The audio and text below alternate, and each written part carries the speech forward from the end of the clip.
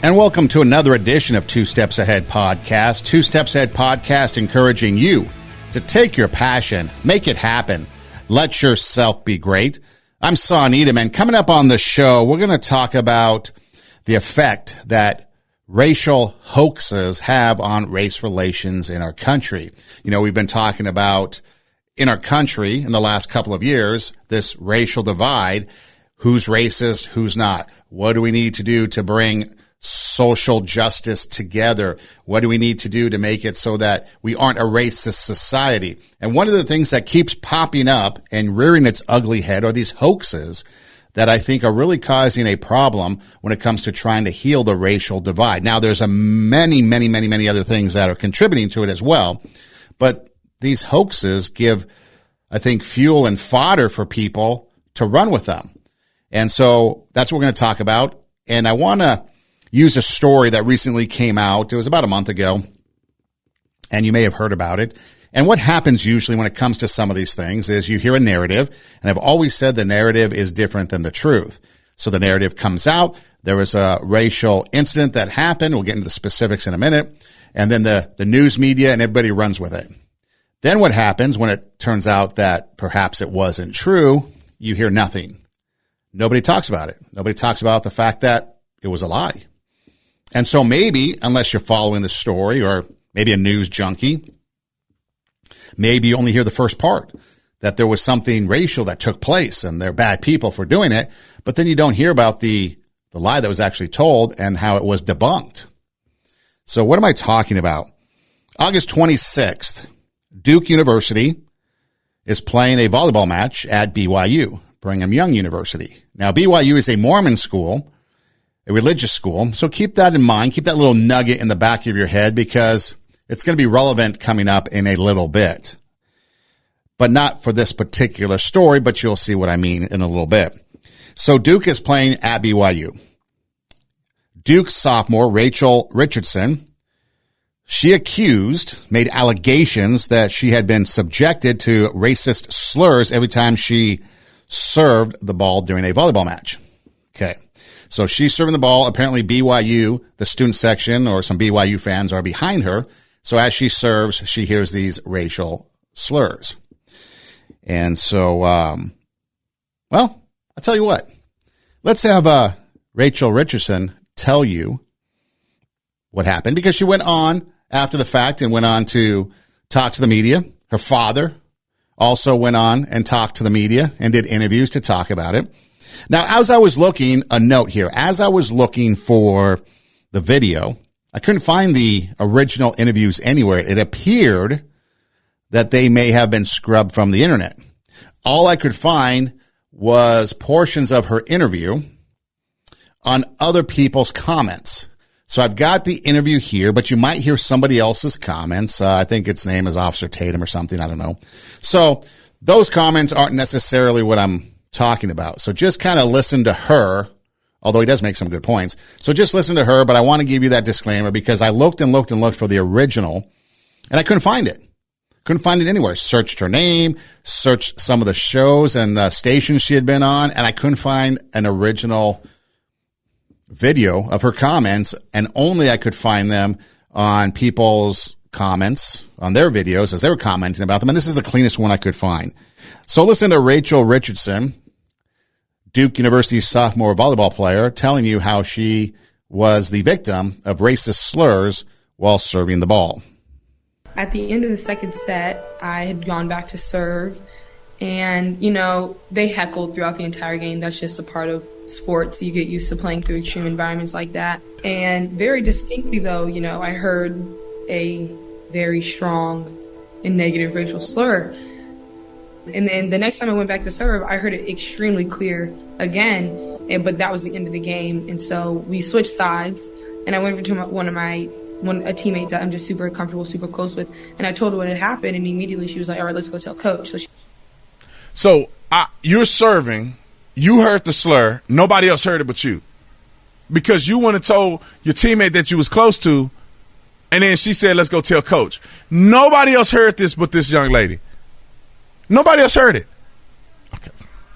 She came with me, we told our coaches, and they went to the officials. the officials, we saw them. They got a whole video about staff, this. And then we were told someone was speaking to the student section, and I was all right. So, and that was the end of it. And we played our third set on the opposite side of the net from them. And then the fourth set, when we went back to that side, it was almost as though like the atmosphere of the student section had changed. And even like my teammates who were on the bench, like my black teammates who were on the bench who don't play, like they were being called out, pointed at. It was really confusing as to why. And that's when the racial slurs and heckling, it just grew more extreme, more intense. So.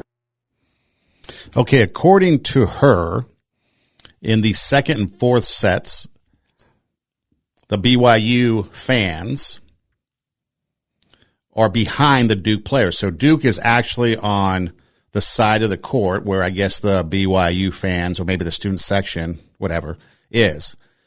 So the second, fourth set. The second set, she hears the racial slurs. The fourth set, now the teammates on the bench are being called out and they're being pointed, and it's evident of what's going on according to her. You just heard her words, okay? So again, this hits the mainstream media and everybody runs with it, and she ends up doing an interview. And like I said, the only place I could find her giving the interview was on other people's opinions, and so I couldn't find the original anymore. Why is that? Well, because investigations ensued. So BYU, they do the investigation. I believe Provo police, maybe some other people, maybe an independent investigation took place, but there was a couple. And so BYU started and they did the investigation, and they recently came out with the fact that their investigation, and an extensive investigation as they call it, they looked at video, they looked at CCTV. I think they even talked to and interviewed some of the people, found zero evidence to support the claim. No evidence. So immediately, there's pushback against BYU's investigation, calling it, an inside job. They're just trying to cover. They're just trying to protect. So no one believes BYU in their investigation that nothing happened. In the meantime, I guess during that whole thing, there was a person that was identified or pointed out. That person, that fan, was kicked out of the arena and banned for life. Well, after the fact, when nothing was discovered to be true, apparently an apology was issued to the fan and the ban was lifted. Okay. So apparently it wasn't true. And then it wasn't until other people, like the police and other people that were investigating, came out with the same conclusion, there was no evidence. In fact, some of the videos showed that there were some Duke officials in the area standing around, yucking it up, and they didn't react or have any reaction to anything that the fans were doing. And so it starts to unravel, just like many of the hoaxes do. So then the mainstream media doesn't talk about it anymore, and it goes away. Okay. Well, in the aftermath of that, South Carolina, their women's basketball team and their coach, Don Staley, and I guess the athletic director as well, canceled a basketball series with BYU, and that came shortly after the accusations and the allegations took place. So immediately, they cut the series. So that's before you found out anything happened. So again, what happens? More fallout. So now there's politicians in the South Carolina legislature, so the state legislature. They send a letter to South Carolina, and they ask some questions that are pretty good questions to ask, okay? So you're making a judgment, you're making a decision based on something that happened to another player at another school by yet a third school that has nothing to do with South Carolina, except for the fact that you're going to play them in basketball. So you cancel that series because they're racist. Well, it turns out they're not racist. Now, we should say at this point, which it should go without saying, that racism should never be tolerated. But as we say racism should never be tolerated, racism hoaxes should never be tolerated as well. So the University of South Carolina cancels their series, and they get this letter from the state legislature. Asking these questions, will University of South Carolina reschedule with BYU and issue a public apology if the allegations continue to be shown as false?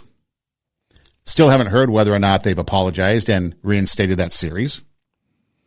Is it now the policy of the university to forego, or more concerning, ignore any fact-finding missions into allegations of wrongdoing? So again, they're asking, are you just going to make judgments without finding out what truly happened? Or how about this? Will the university be canceling all sporting events whenever any fan of any university against which the Gamecocks have an upcoming game is accused of acting inappropriately?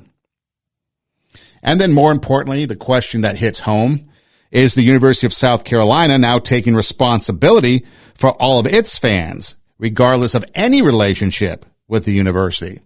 And that's the heart of the matter. So South Carolina now is going to cancel a game because somebody else's fans were allegedly racist to somebody else's player, and they made these judgments without the investigation being thorough. So now what if South Carolina and their fans start to get racist or say racist things? And it's a possibility. It could happen. Again, you're still dealing with a segregated South to a little bit of a degree. And there's that history there of racial segregation and racism in the South. So it's quite possible that it still exists. What's going to happen? And then finally, will the University of South Carolina decline any games with Duke University, given the verifiable racial insensitive tweets by a member of the Duke's fan base? So now they're calling out Duke. So again, it opens up this whole thing. So you can see where one little accusation now spreads to more and more and more issues. And like I've always said, this one size fits all answer that doesn't fit, or one size fits all solution doesn't fit, because there's multiple layers to this problem now. So what if South Carolina, a fan said something inappropriate? Is South Carolina going to do something? They're going to take responsibility? Are they going to apologize to BYU for accusing them of being racist and counseling a series with them? I mean, what goes on? So the father went on a program, and this is what he had to say about the experience. And he kind of mentions some of the immediate aftermath of what she was going through and stuff like that. So this is the father of Rachel Richardson.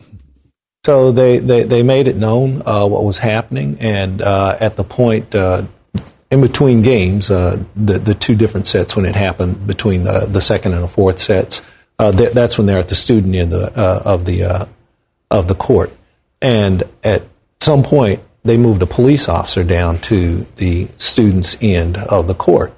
And, perhaps that's an action, but is that the only action that should be taken? I don't think so.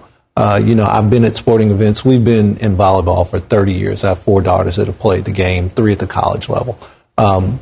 We've always had that occasional, idiot that's just there in the crowd, right? But never an atmosphere like this, where she said that she felt afraid, and she felt like, hey, this was just something that was hard. Okay, now his comments came before the release of the investigation. A police officer moved in the area. That was an action, but is that the only appropriate action? Well, no, of course not. An investigation ensued. We haven't heard from him after no wrongdoing was found in these investigations. He went silent too. Why is that? Why do you make an accusation about something and then you go silent when that accusation is proven to be false? You lied about something is what it comes down to. You lied about something for some reason, and it's not true, and now you go silent. And even if, let's give the benefit of a doubt, although I don't think we can in this case, because she was adamant and very descriptive in her detail as to what went wrong, especially in that fourth set, when she said that that the fans were pointing to her black teammates on the bench. And the bench, if you've ever seen volleyball, the bench is usually kind of in the back corner. They usually stand in the back corner of the court. So like basketball, usually on the side. Well, volleyball, they tend to huddle in the back corner. So you would think other people might have heard these allegations as well on the team, and they might have spoken up. But only one person on the team heard it, and that was Rachel Richardson. And so now you have this whole thing just sitting out there in the world of public opinion, in the world of racial relations and this big mess because somebody told a lie and nobody wants to call her out on it. And could you imagine if it was flipped? And we all know what would happen. But why do people do that? Why do you come up with a lie like that? We've often talked about on the show, what's in the heart comes out, whether in action or in word. So it makes you wonder what's on her heart to come out with these lies. Now, again, going back to okay, let's give her the benefit of the doubt. Okay, maybe she heard something in the second set when she was serving. Okay, so maybe she heard something. Okay, that's fine. You got to give validity to what she heard. But is her mind conditioned to now hear racial things? Is she conditioned to see racist things when they're not there? I mean, you see the swastika, and immediately everybody thinks white supremacist, Nazi Germany, evil. Because that's what it was. But now we're in a day where people hear things and we're so conditioned to race in the last, 10 years maybe? Racial relations have really drifted apart. And we really have this racial divide and a political divide in our country too. We have this racial divide. And so now everybody's sensitive about everything. So are we actively looking and seeking for that so that we can get some sort of validation that, yes, these people, these white religious people in Utah are racist? And then when it turns out that nothing happened and she lied, why is there any punishment for them? Why does the media come out? Because it doesn't fit a narrative. It doesn't fit the racial divide narrative that they want because they want this country divided because they don't want us getting along because if we do, then we might not listen to them. We might not follow their ideology. It goes back to the playground of an elementary school. You see kids of all races playing together, getting along, having fun, minus the usual childhood skirmishes. But they're getting along. And then somewhere those kids grow up and now they hate each other based on the color of their skin. Why? What was taught to them? Well, who's teaching them? Makes you wonder. It makes you think. Now you can go do your research on this and figure out for yourself what went down. But if you see that it was a lie, that there was no wrongdoing, and you do your own investigation into the information that's out there, and you're okay with her lying about it, then you're part of the problem. You have to call it out. You have to call it out and say this is wrong and this is therefore affecting the racial divide in our country. So now I mentioned earlier, remember, BYU is a Mormon religious school, okay? So Duke accuses BYU of being racist, turns out to be not true. Everybody runs with it. And then when it turns out to be not true, everybody's silent.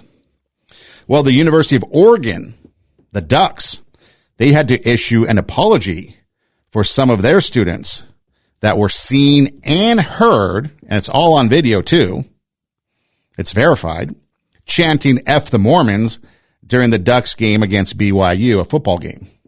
So Duck fans in the stands saying F the Mormons as they chant, and you got people videoing it. The school released the mea culpa on social media, calling their fan chants offensive and disgraceful, which it is. These type of actions go against everything the university stands for, and it goes against the spirit of competition, the school said. We can and will do better as a campus community that has no place for hate, bias, and bigotry. Good for the college. That should never be tolerated. What are you going to do about the students that are seen on video? And you can go online and see this for yourself. It's all over the place because everybody had their phone out. It shouldn't take place. Again, what's in the heart of people? Why would you do that? It's a football game, for heaven's sake. You're supposed to sit there and have fun. Why are we being racist? Why are we being bigoted? Religious bigotry. The chants broke out at Autzen Stadium in Eugene, Oregon, following the Cougars' touchdown in the second quarter of BYU's 41-20 loss, with multiple people screaming the crass comments while clapping their hands, obviously doing it jubilantly. So the media goes silent. No outrage on this story. Major outrage over the fake news, the lie that Richardson told from Duke, the racial story. But nothing. Why? Because they're Mormon or because it's a religion? Because it was white on white and there's no black involved or any racism involved? Do we not care about religious bigotry anymore? You got to ask these questions and find out why. Now, again, that's why we should turn off the TV, turn off the news media, because they only serve an agenda, which isn't your interest. They serve their own agenda, and a lot of them are a talking point for an ideology from the political realm. But you got to look back at Duke and be like, Duke, what are you thinking? Don Lemon, or Don Lemon from CNN, whatever he calls himself these days, apparently he had Hillary Fordwich on. So the Queen Elizabeth dies. And so for some reason, again, because of the world that we live in, the Queen dies. So he gets a royal spokesperson, a royal commentator, maybe a royal historian on Hillary to talk about the passing. And then he brings up reparations, how the United Kingdom, Britain, because of their vast global empire at one point, should have reparations to slaves. I don't think he was expecting this answer, but the reason why I bring it up is because what does it have to do with the Queen dying? We see race in everything. The media sees race in everything. People are looking to make race about everything. I mean, think about this. I'm going to play the clip in a minute, but think about this. If you voted for the former president, you're a racist, you're a white supremacist, you're a bigot, you're transphobic, and it goes on and on and on. You're homophobic. You're anti-LGBTQI plus A or something that they are now. It goes on and on and on, and they throw that out there. It's almost like, remember Crying Wolf? Crying Wolf was, the story goes, there was a boy who was in charge of watching sheep to make sure that the wolf didn't come at night and get them. So he is out there in the field. So he's bored. Nothing's going on. So he cries, wolf. Wolf is here. Wolf is here. And everybody comes running. There was no wolf. So they chastise him, and he's laughing, the boy is, and they go back to wherever they came from. Time passes on. He does it again. Wolf, wolf. Everybody comes running. There is no wolf. He's laughing, gets chastised again. Shouldn't do that. Third time, a wolf comes for real. He cries, wolf, wolf. Nobody comes. They all ignore him because they think he's joking or it's a hoax. And what happens? The wolf wipes out the entire herd. Okay? That's what it's gotten to with racism and these hoaxes. Racism is a real thing. But every time we start hearing these hoaxes, every time people lie about something happening to them, it makes everybody else think, wait a minute, they're just making it up. We see it all the time. And we'll get into some more examples in a minute. But that's what happens. When you cry wolf of racism, people stop believing that it's going to happen. People stop believing that it's real. People start now getting mad at those people for doing that and their supporters and calling them out. And then the divide grows and it gets bigger and bigger and the fight gets stronger and stronger. And so if people were to call them out and be like, you lied about this, that is wrong, you shouldn't do that, and make them apologize for it, then what happens is we can heal together. And that's where reparations are, right? Reparations are pay the slaves, or I guess now descendants of slaves, for their time as a slave. And so that's where Don Lemon comes in, or Don Lemon from CNN, asks Hillary Fordwich about the United Kingdom. Should they pay reparations for slavery that went on in the world? And at the time, the British Empire was the biggest empire with influence around the world. And this is the response that he gets. And if you watch the video, so if you watch the video portion of our show, you'll see that his face is just expressionless because he did not expect this response. Well, I think you're right about reparations in terms of if people want it, though, what they need to do is you always need to go back to the beginning of a supply chain. Where was the beginning of the supply chain?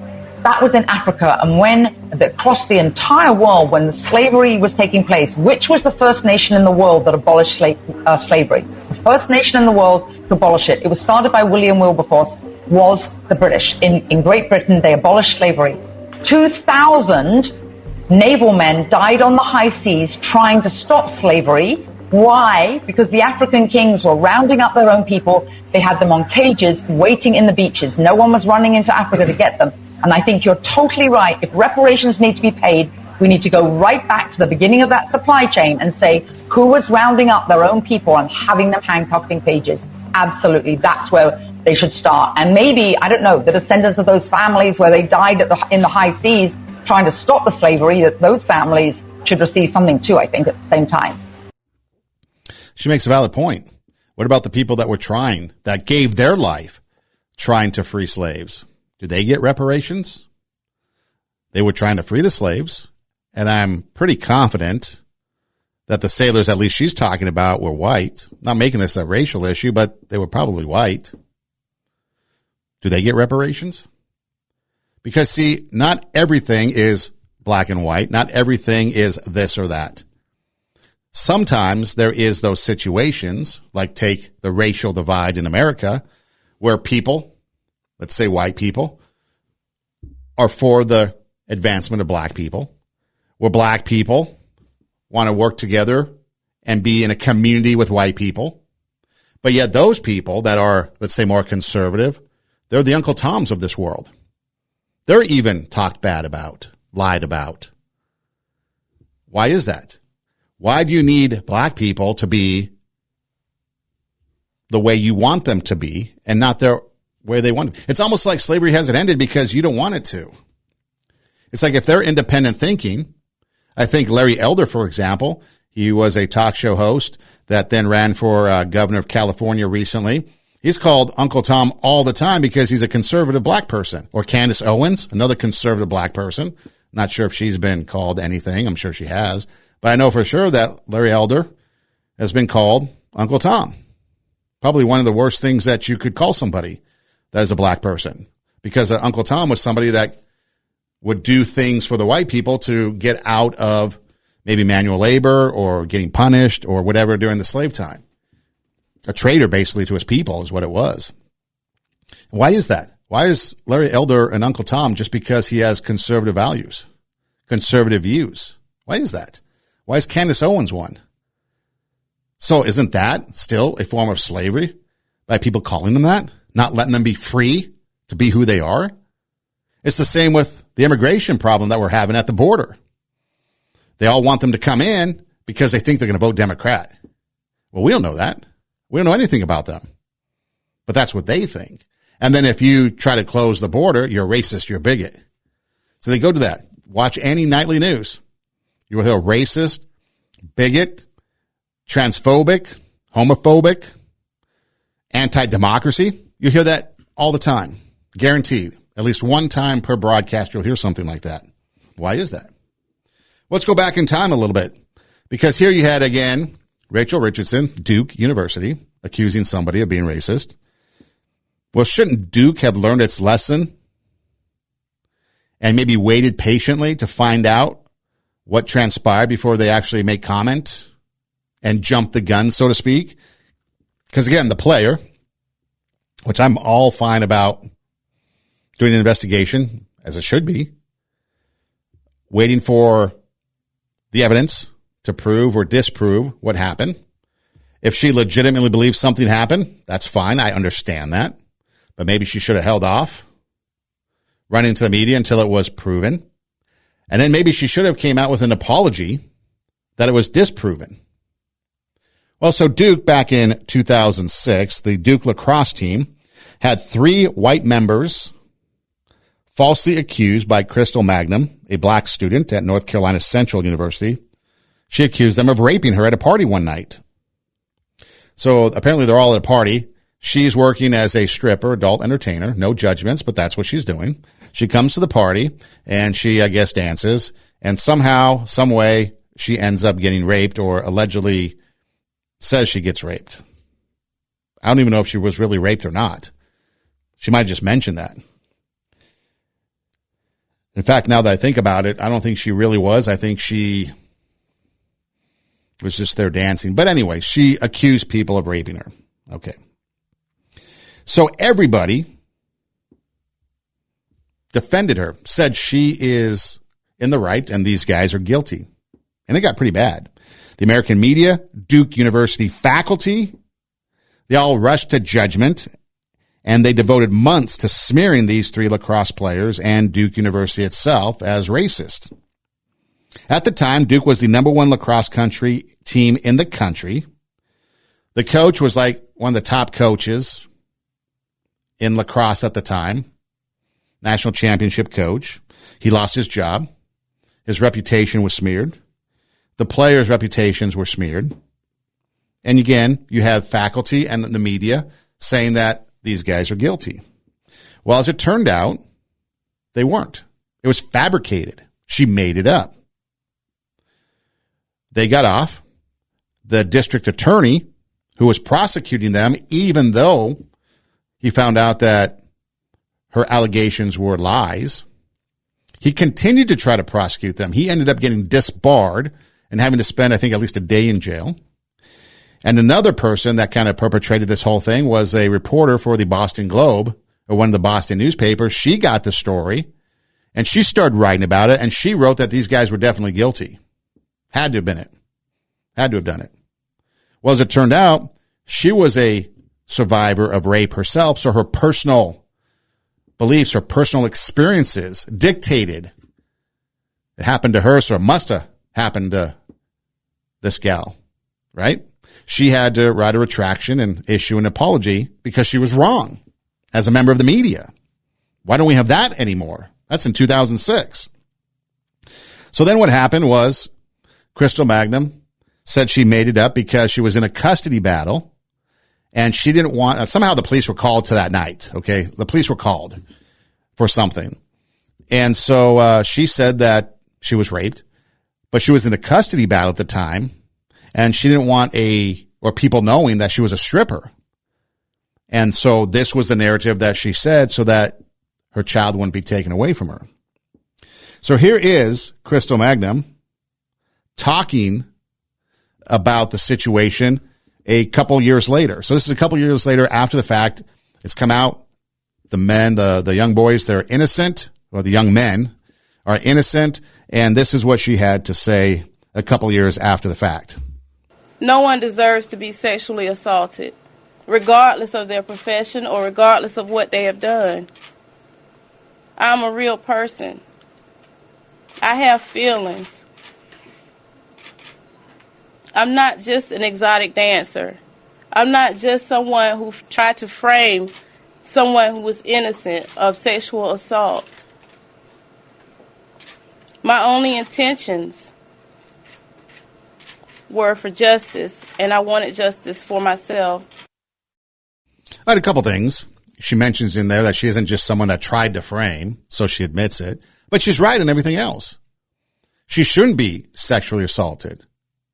She shouldn't be thought of as just a stripper. Because she's a person.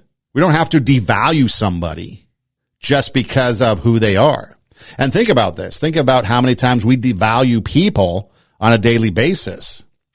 You can walk through the streets of Los Angeles and see 66,000 plus people devalued living on the streets. Nobody cares about them. Well, there's a few people that are trying to do that. Good people trying to do that. But I'm talking about all in all. Why are they still there? You look at people that, like this gal, a stripper. So, okay, maybe she deserved it because of her line of work. No, she's a person. She has value. She has worth. Unfortunately, she decided to make a wrong decision. And so then what happened? Well, Crystal Magnum then went and was charged second-degree murder. She killed somebody, and she's spending 13 years in prison. So maybe what was on her heart wasn't something good and pure. Maybe it was something dark to make those accusations, because then she went on to kill somebody. And that's why I'm surprised that Duke would jump the gun, because they have a credibility problem now with this race issue, because it happened to themselves. And it was a lie once. Somebody from the outside accused Duke of being racist for sexually assaulting somebody, 3 white boys on a black gal. Well, it proved that the 3 guys were innocent.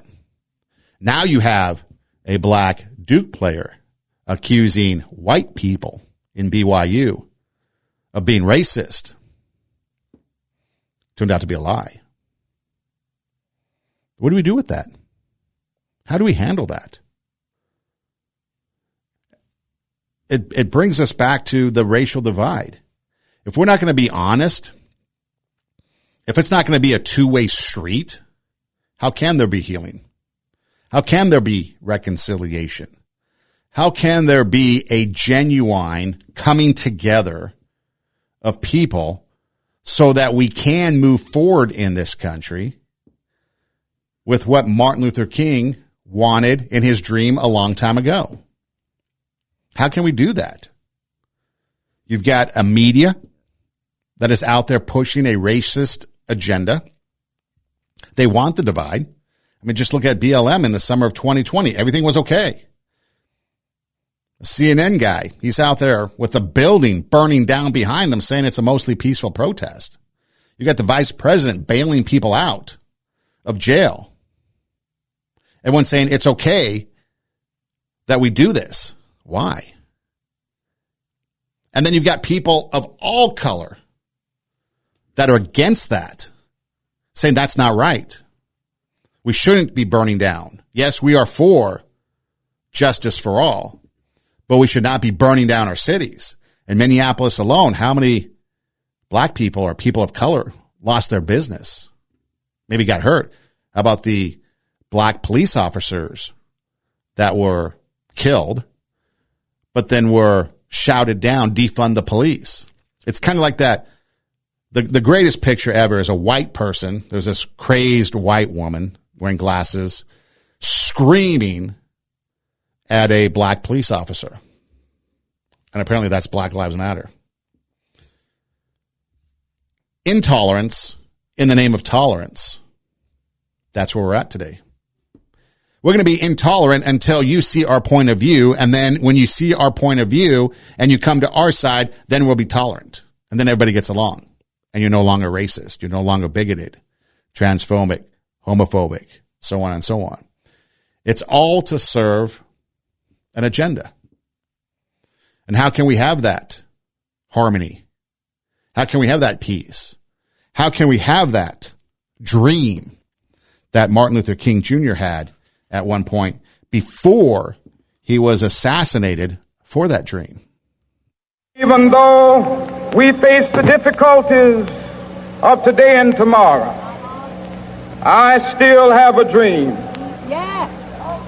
It is a dream deeply rooted in the American dream. I have a dream that one day this nation will rise up and live out the true meaning of its creed. We hold these truths to be self-evident, that all men are created equal. I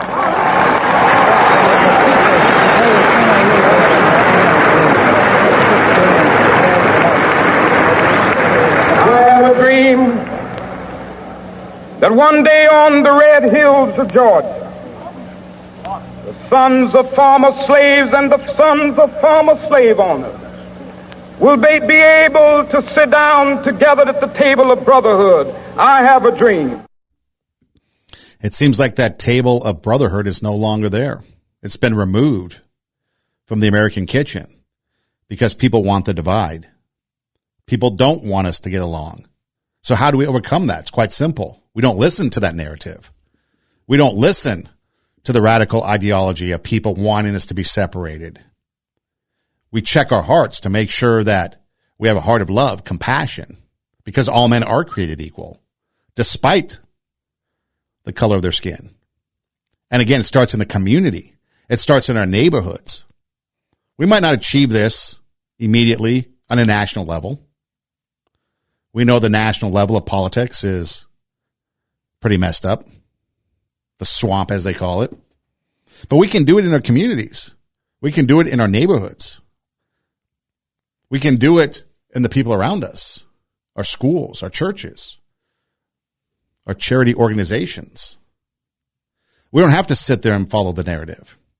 We can reach across that racial divide and invite people in. Have you ever experienced other people's cultures, foods, traditions? There's a lot of things out there that are a lot of fun that belong to other people's cultures. That's great stuff, whether it be food. I think growing up in Los Angeles, the Mexican culture was pretty affluent in my neighborhood. And you had the food. You had the celebrations. You had the family parties, the piñata. We talked recently about the Toy Hall of Fame and how the piñata was up for inauguration into the Toy Hall of Fame. Have you ever done a piñata? Maybe you should go try it. It's a lot of fun. It's this big, like, paper mache. It could be anything. Fill it up with candy, and you beat the hell out of it till all the candy falls out. Everyone rushes in and gets candy. That's a great tradition. A lot of fun. But it's okay to reach out. One of my most favorite stories in life was, like I said, I grew up in L.A., and in my neighborhood, it was pretty diverse. We had, Mexican people across the street. We had some Italians were my neighbors next door. We had some Asian people behind us. It was pretty mixed. And so I was exposed to a lot of different things. And L.A., as you know it, just in general, is pretty diverse. So I leave in 1996, to move to Iowa to start my career in radio. And so I'm living in this house, and my neighbors turn out to be Mexican from Mexico by way of Texas. They got married when they were 18 in Mexico, moved to Texas, didn't like the heat, so they decided to go to the snow, ended up in Iowa, and I became their neighbor. So they invite me over one night. I'm thinking, this is going to be great. We're going to have some authentic carne asada, maybe some other traditional Mexican dishes. I'm looking forward to this. This is going to be great. Because, again, it's a taste of home, right? Because growing up in L.A., Mexican food is everywhere. In fact, now it's become Taco Tuesday. That tells you the influence of Mexican food, right? So I show up, and we sit down at the dinner table. And, again, I'm expecting this Mexican feast. What do I get? Fried chicken, mashed potatoes, and corn. The most traditional American meal you could possibly get. Did it matter? No, it didn't matter, because it was the hospitality that mattered. But again, it was that community of coming together. It didn't matter the race. It didn't matter who we were. It was coming together. I just thought it was hilarious that I was expecting this Mexican feast, and I ended up with an American meal.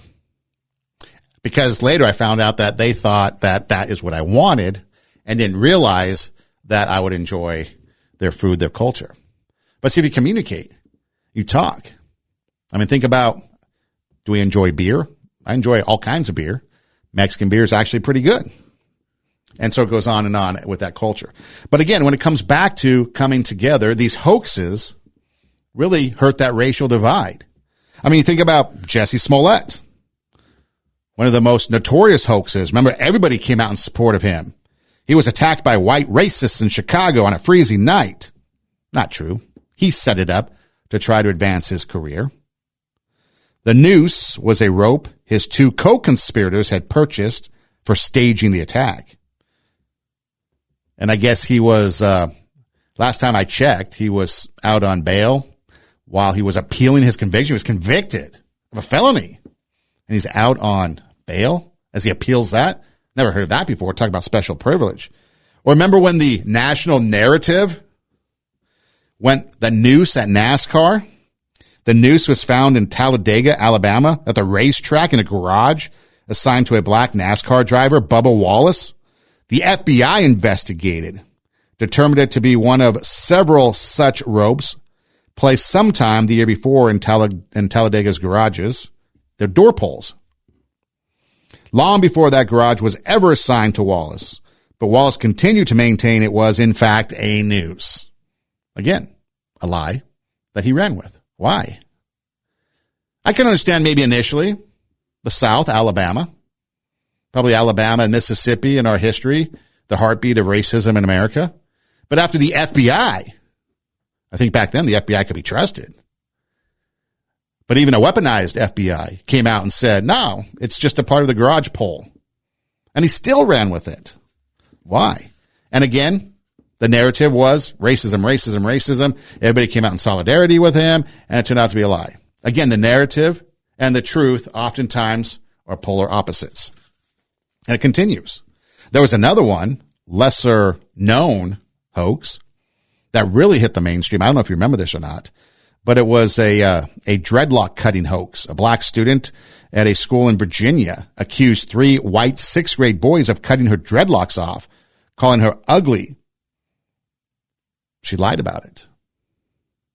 So what are we supposed to do with these hoaxes? It's like crying wolf. We stop believing when people actually have real hoax, real attacks, real issues, because we think, oh, it's just another hoax, someone trying to get attention. And that's natural. I think that's a natural response, because if these things go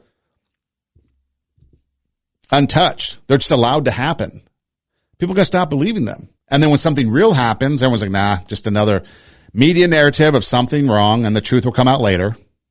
And then the news cycle dies, and then we don't know anything that happened. And that's what we have to get past. The media calling anyone who is conservative white supremacist, racist, bigoted, transphobic, homophobic, on and on and on. I mean, recently our president calling conservatives fascist and neo-fascists. Why? Why do we have to go to that? That's not true. That's a lie. Why do we allow racism to be the excuse? Go to the race card right away. Why is that? It harms the racial relationships that we have in this country. Larry Elder's an Uncle Tom. He's black, but he has conservative values. He's Uncle Tom. Why? Because he doesn't believe the liberal narrative that's out there? The hate and racism driven in this country comes from the very people who are racist and haters. You always got to go to the source. Look at the source of the people. It's always the ones that cry the loudest that are usually the ones doing the wrongdoing. They're the same people who are intolerant in the name of tolerance. If you do not agree with their ideology, you're called names. The race card is played. And it's the first thing nowadays that's played. Anything. Name anything. And if it disagrees with the news narrative, it's racism, white supremacist, bigotry, even though there's zero evidence of that. And therefore, then people turn it out. They turn it off, tune it out. And so when it comes down to it, really, when it comes down to it, we talk about the heart. When it comes down to people wanting to push this narrative, this racial divide, make it greater, make it stronger, so that we don't get along, I think actually we have to check ourselves to make sure that our heart is okay, and to make sure that we're not judging people inappropriately, because we don't want to be on the opposite end of that and automatically jump to, oh, you're lying. So again, we have to do the investigation, allow the process to play out. But if you continue to push the lies and the false narrative of these hoaxes, you might want to check your heart, because it might be dark in there. It might be some evil in there. Because why would you do that? Why would you push a lie? Make up something that isn't true. Go on the news media circuit to promote what happened, and then not say anything, not apologize when it's proven to be false. And then on the flip side, remain silent when religious bigotry is happening against a religious university. You got to check your motives. You got to check your value system. There's a lot of people that would sit there and call them both out. Okay, a racial slur might have been said at a game, BYU, Duke. Let's investigate. Let's check it out. Let's make sure that these claims are true, and let's deal with it if it is true. We got to do that. Turned out to be not true. Let's deal with her now. Why did you do this? You owe people an apology. South Carolina, you jumped the gun. Canceled a series with BYU. What are you going to do to apologize? Okay, how about all of you that were quiet when Oregon was chanting F the Mormons? They need to be called out. At least the university did something about it when nobody else did. And I think it's the action of these people. You got to call it for what it is, evil. They want to keep the country divided in order to achieve their ideological agenda. Keep the people of this country from uniting against them, the ones who are actually causing the problems. You know, there was a story I used to, when I was working at the radio station or a radio station in LA, there was a gal that wanted to have an internship for school. And so we worked it out so that she could come and intern on our show. She was also, I guess, in the sales department of our station as well. And so I got to know her pretty well. And so after the internship was over, she kind of left the station, went back to school full time, and decided to pursue other things. And so we got together one time, and this was about 2016, shortly after the 2016 election. And she got really radical really quick. And we'd have like sincere discussions on things. Okay. We could talk about some serious issues and never have any problem. Even issues, whether it be politics, whether it be religion, whether it be relationships, whatever it was, we could have some serious conversations, actually really healthy. And she was a black gal, and I'm a white guy. So how different can you get? Male, female, black, white. And again, we would have some serious conversations, and they were healthy and they were good, and we would advance our ideologies together, and we'd have understanding, and it was really good. But then all of a sudden, she got a little nutty. I don't know if she felt entitled or what the deal was, but she made comment that, like, you know, President Trump getting elected was like the new Jim Crow. I looked up Jim Crow just to make sure I was okay with my understanding of Jim Crow. And basically they were laws that segregated. Black people had to use this restaurant, these drinking fountains, like couldn't do things that white people could do. Okay. And so that was Jim Crow. Well, there is none of that today, even though the media would like you to think there is. But a black person can go anywhere a white person goes. A Latino person can go anywhere anyone else goes. There is no segregation legally. Okay. And she got really adamant and said, you can't tell a black woman what to do anymore, or what to think, or what they should believe. I'm like, what happened to the dialogue? What happened to the conversation that we're having? Why'd you get so radical? Needless to say, I haven't talked with her in a long time because she wouldn't have dialogue. I think one of the greatest stories that we can pull from, Jackie Robinson comes to the Dodgers. He's going to break the color barrier of Major League Baseball. Red Barber is the Dodgers play-by-play announcer at the time. And so he is told that this was going to happen. And so let me share his words with you, or I should say let him share his words with you, and think about this. Think about how profound Red Barber is in his comments. A black player coming to his team where he's going to have to announce. Red Barber's from Mississippi, grew up in a segregated Mississippi. Like I said, probably Mississippi and Alabama, the heartbeat of racism in America at the time. And he tells the story about what went down. Of course, it was a shock to me when Mr. Rickey told me in confidence that he was going to bring a black player. He told me this before he ever knew Robinson was coming.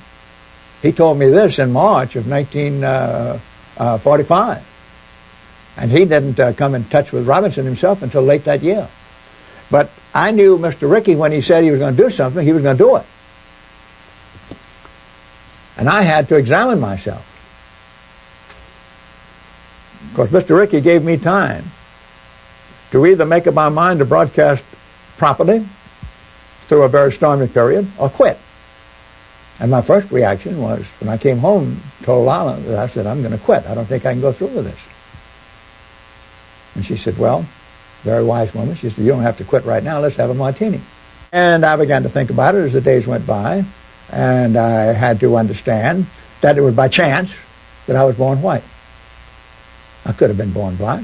I could have been born to any parents, any place, any time. Judge Landis was not dead. And as I wrestled with myself, I heard the voice from the grave saying, report. And that's all there was to it. That's all I did about Robinson. I merely reported him, and he did the rest. So there's a lesson to be learned there from Red Barber. First of all, you got to give major credit to Branch Rickey, giving him time, knowing that this is coming. You decide whether or not you want to stay. Think about it. And then, of course, his wife. You don't have to quit right now. Let's have a martini. But the key word, or the key words. Red Barber had to examine himself. He had to take a look at his beliefs. He had to take a look at his core, his heart. What is it that I'm going to do? Initially, it was quit.